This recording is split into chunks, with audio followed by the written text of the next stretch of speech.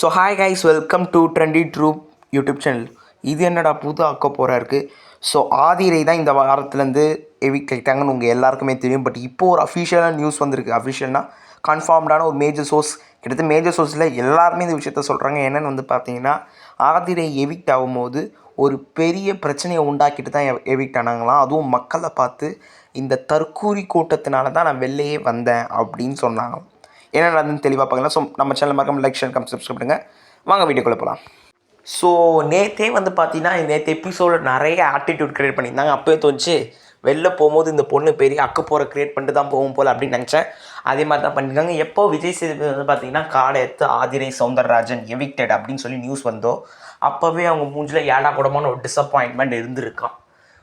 உள்ளே வந்து எல்லாரோடையும் கட்டிப்பிடிச்சி அதெல்லாம் நார்மலாக பண்ணிட்டு தான் வெளில வந்திருக்காங்க போல். ஆனால் வெளில வந்தோடனே அவங்களோட சுயரூபத்தை எடுத்து பெரிய பிரச்சனையை வந்து பார்த்திங்கன்னா வீட்டுக்குள்ளே உண்டாக்கிட்டு தான் வந்திருக்காங்க. வீட்டுக்குள்ளே இல்லைங்க, செட்டுக்குள்ளே மெயினாக அதுதான். ஸோ சொல்லும் போது என்ன சொல்கிறாங்கன்னா, இந்த தற்கூரி கூட்டத்தால் தான் நான் வெளில வந்தேன் அப்படின்னு வந்து சொல்லியிருக்காங்களாம். அப்போ என்ன ஆகிருக்கு முக்கியமான விஷயம் பார்த்திங்கன்னா, சில மக்கள் வந்து லைட்டாக கொந்தளிச்சிட்டாங்களாமா அப்படின்னு சொல்லி எனக்கு நியூஸ் வந்து சில பேர் வந்து கேட்டாங்களாம். அது மாதிரி ஒரு விஷயம் நடந்திருக்கு. விஜய் சேதுபதி எப்படி ஹேண்ட் பண்ணலான்னு பார்ப்போம். எனக்கு ஒரு கேள்வி, இந்த மேடம் அப்படி என்ன இது பண்ணாங்கன்னு சொல்லி இவங்களுக்கு இவ்வளோ கோவம்? எஃப்ஜே பின்னாடி சுற்றுறதில் இவங்களுக்கு வந்து ஓட்டு போட்டுடணுமா தற்கூரி மக்கள்? இன்ஃபேக்ட் மக்களை பார்த்து தற்கூரின்னு சொல்கிறது மிகப்பெரிய தப்பு. அப்போ எதுக்கு நீங்கள் வீட்டுக்குள்ளே வந்தீங்க? மக்களோட சப்போர்ட்டில் தான் உங்களால் வீட்டுக்குள்ளே இருக்க முடியும்.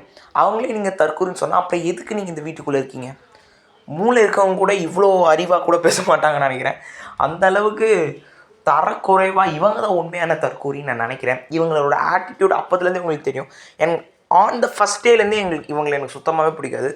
அது மாதிரி காட்ஸ் கிரேஸ் 3வது வாரமே போயிட்டாங்க. நான் இவ்வளோ பெரிய கலவரத்தை உண்டாக்கிட்டு போனது அவசியமே கிடையாது. மிகவும் ஃபஸ்ட்டு பொறுத்திருந்து பார்ப்போம் இந்த 1 hour எபிசோடில் எப்படி டெலிகாஸ்ட் ஆகுதுன்னு. கட் பண்ணி தூக்கினாலும் தூக்கலாம்.